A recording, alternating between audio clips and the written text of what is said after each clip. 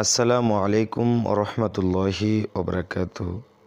আজকে আমরা সূরা বাকারার 105 নম্বর আয়াত এবং 6 নম্বর আয়াত সহিহ শুদ্ধভাবে বানান করে শিখব ইনশাল্লাহ। যদি আমার চ্যানেল নতুন হয়ে থাকেন অবশ্যই আমার চ্যানেল সাবস্ক্রাইব করবেন এবং একটি লাইক করবেন।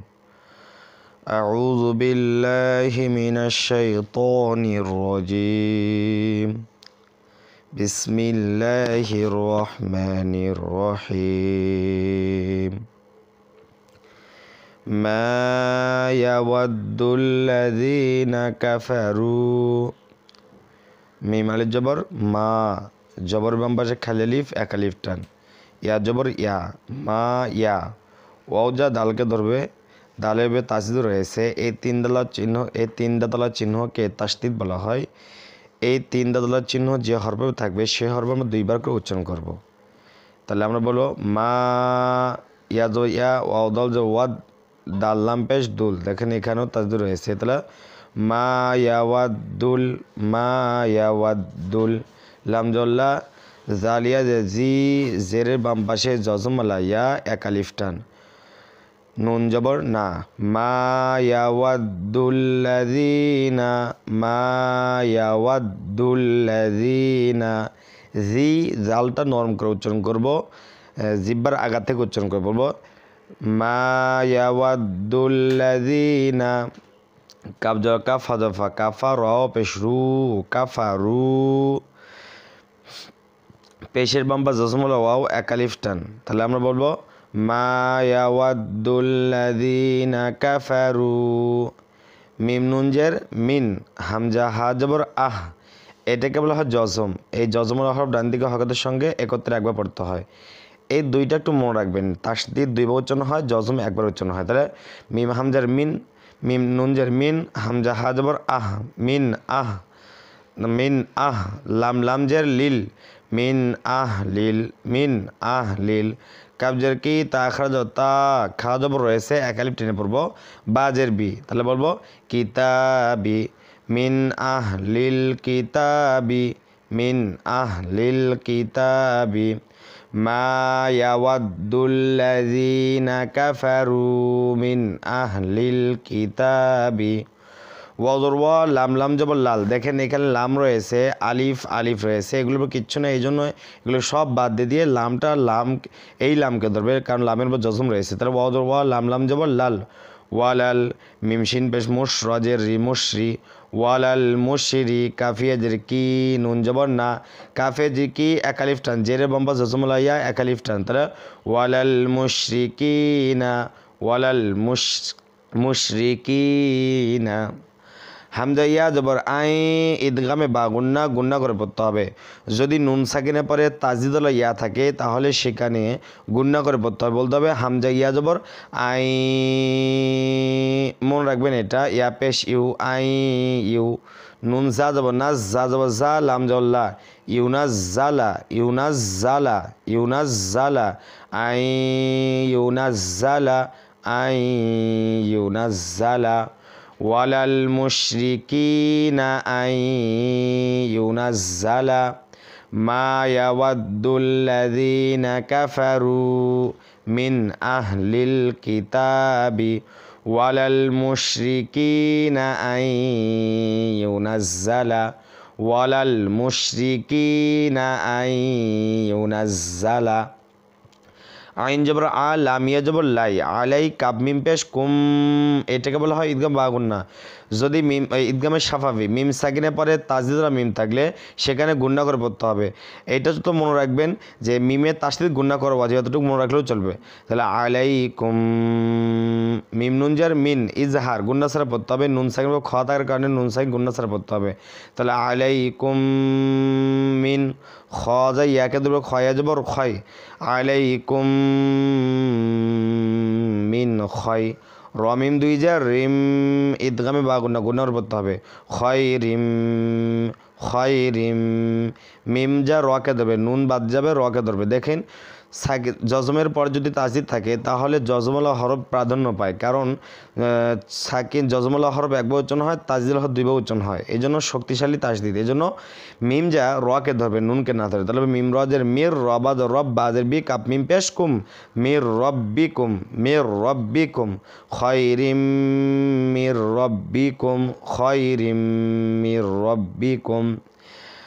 ওয়ালাল মুশরিকিনা আন ইউনাজ্জালা আলাইকুম মিন খয়রিম মির রাব্বিকুম, আলাইকুম মিন খয়রিম মির রাব্বিকুম। ওয়ালাম যাব ওয়াল্লাম খারা যাব ল ওয়াল্লাহ হাপেশু। দেখেন আল্লাহ শব্দের ডানে যদি জবর থাকে তাহলে আল্লাহ শব্দের লামটাকে আমরা পুর করে পড়বো, মোটা করে পড়বো। তাহলে বলবো ওয়াল্লাহ হাপেশু, ওয়াল্লাহু, ওয়াল্লাহু। ইয়া খদবর ইয়াখ, তা সজব তাস, সদ পেসু, ইয়াখ তাসু, ওয়াল্লাহু ইয়াখ তাসু, ওয়াল্লাহু ইয়াখ তাসু। বাজে বি রহা যাব রহ, বি রহ মিন জম্মা তাজের তি হাকারাজের হি একালিফটান, বি রহ ম্যাতিহি, বি রহ ম্যাতিহি। ওয়াল্লাহু ইয়াখতাসসু বিরহমাতিহি, ওয়াল্লাহু ইয়াখতাসসু বিরহমাতিহি। মিমিয়া জবর মাই, ইয়া জবর ইয়া, মাই ইয়া, মাই গুণনা করতে হবে। নুন সাকিনের পর তাসদিদের ইয়া থাকলে সেখানে গুণনা হয়। শিনালি জবর শাহ, মধ্যে মুত্তাসিল, 4 আলিফ টান। যদি কোনো হরফের মোটা চিহ্ন বামে গোল হামজা থাকে সেখানে আমরা 3 আলিফ টেনে পড়বো, 4 আলিফ টেনে পড়বো। তাহলে বলবো মাই ইয়াশা, হামজা পেশ উ, মাই ইয়াশা উ। তাহলে এখান থেকে একবারই ওয়াল্লাহু ইয়াখতাসসু বিরহমাতিহি মান ইয়াশাউ। ওয়াও লাম জবর ওয়াল, লাম খারা জবর ল, ওয়াল্লাহ হাপেশ হু, ওয়াল্লাহু। আল্লাহ শব্দ ডাইনে জবর থাকার কারণে লামটাকে পুর করে পড়লাম, অল্লাহু। যা যা লামকে দেবে, দা লাম পে জুল, অল্লাহু জুল।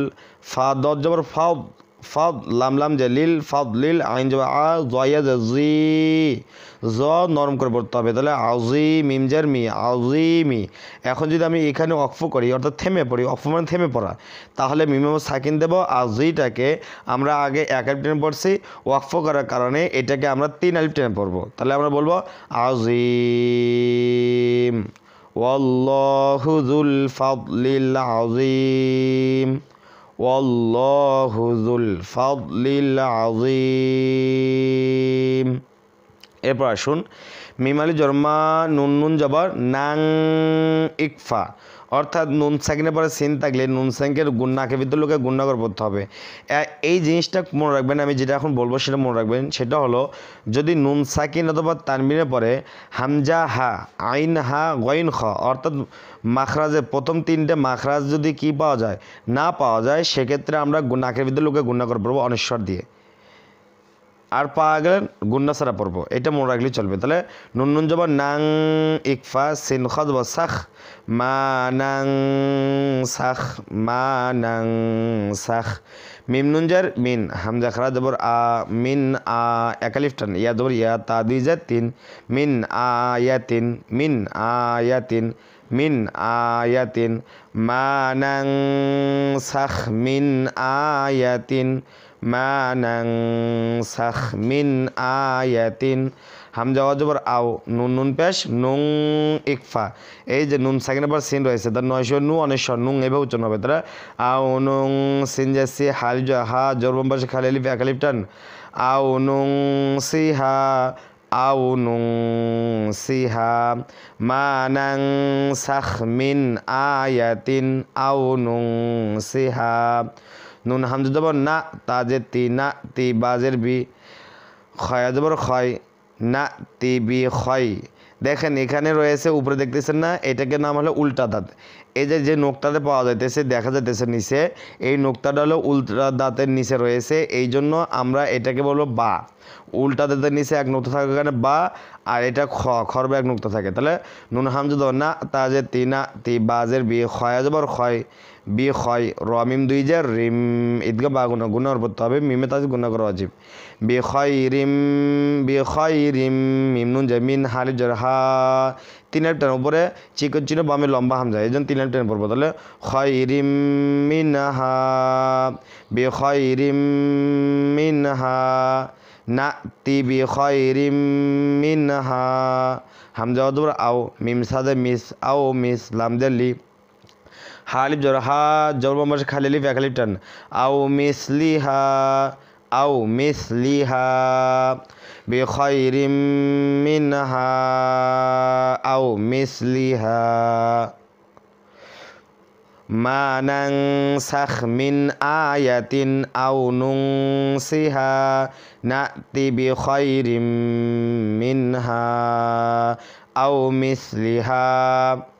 হামজা জবর আলাম মিম জবর লাম আলাম তা আইন জবর তা, তাহলে কি উচ্চারণ হলো আলাম তা লাম মিম জবর লাম আলাম তা আলাম চাপ দিয়ে পড়তে হবে আইনটাকে।